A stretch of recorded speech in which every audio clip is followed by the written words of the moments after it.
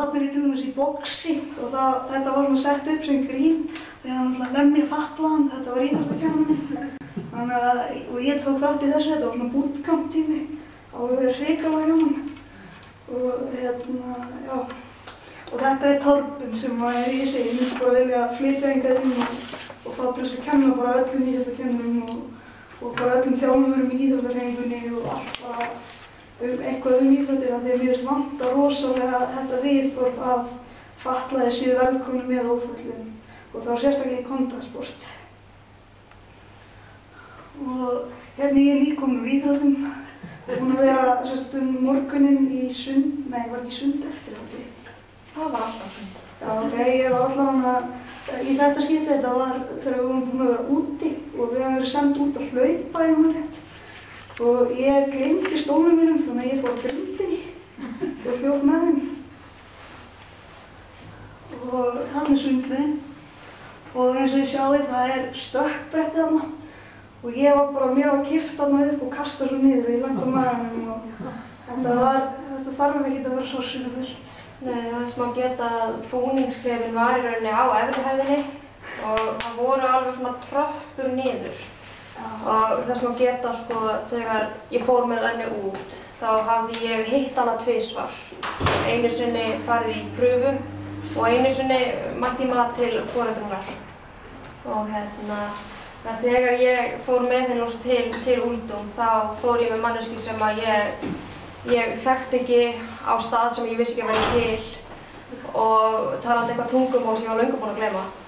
Og við svona redduðum þessu bara og ég man eftir því þegar ég fór svona tók rúnt svæði til að skoða og hvar þyrfti rampa og svona því að þau voru öll að vilja gera til að hjálpa henni 150 ára gamalt hús. Þetta var aðgengismál voru, já, ekki til, já. Og ég fór inn í búningsklefann og kíkti svo niður stigann og ég hugsaði bara, vá, ég verð rekin. Mér datt ekki til hugar að þetta myndi ganga upp.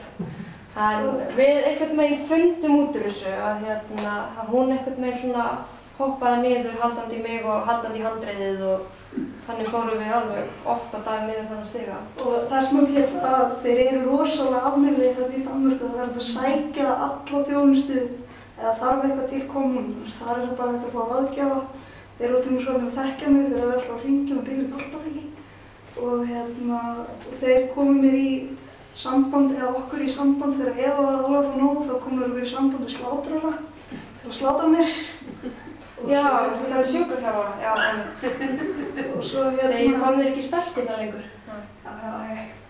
Og eins og þið sjáu á þessari mynd þarna þá var í gangi æfing í íþróttatíma þar sem var leyfilegt að nota hjálpartæki sem að samkvæmt verkefnalýsingu voru eitthvað bönd til að toga sig. En ég sagði bara, bíddu, hvað, þetta er ekki hjálpartæki? Hvað segir samningur Sameinuðu þjóðanna um hjálpartæki? Þannig að við notuðum bara stólinn og vorum fyrst í gegn. Þannig að hver segir að hjálpartæki og þarna líka. Hver segir að hjálpartæki þurfa að vera eitthvað slæm. Og ég endurtek það aftur að við lærum flest dönsku í skóla og þetta kemur. Við skildum ekki alla sem hétu Henrik eða voru sjúkraþjálfarar. Þannig að það yfirleitt bara svona smá sem maður skilur ekki. Þarna erum við að róa. Þetta var mjög skemmtilegt líka. Ég var alveg best í því að láta mig detta úr botninum því ég er með lélegasta jafnvægi forever. Og já, og svo það sem maður kannski geta líka að við fórum til Brugge í maí og þá einmitt fórum við líka á mjög óaðgengilegt hótel og Eva kemur kannski inn á það á eftir en við bara ákváðum að dansa slingshot á því hóteli til að rætta okkur og ég komst ekki í bað í 3 daga og ég veit ekkert hvað sérfræðingarnir segja um það og já. Og ef það eins og ég segi, ef það einhverjir foreldrar sem telja sig þurfa að vera þarna, þá mæli ég eindregið með seniorhögskóla því það er fólk sem líkist ykkur meira. Og eins líka þegar Eva tábraut sig, að þá voru allir skólinn tilbúin að hjálpa þegar það gengur sögur um það að hún lagi dáin á spítala. Já, og þarna erum við að róa, sem sagt róa pappabát. Það var mjög skemmtilegt. Og Og já, það, eins og ég segi, það hægt að hringja í íþróttafélögin í Danmörku og fá ráðgjöf frá þjálfurum þar sem þau gerðu til þess að ég geti verið með. Og það voru gerðar sömu kröfur til mín og allra annara og ég upplifði mig bara rosa mikið sem jafningi annara og allra í skólanum.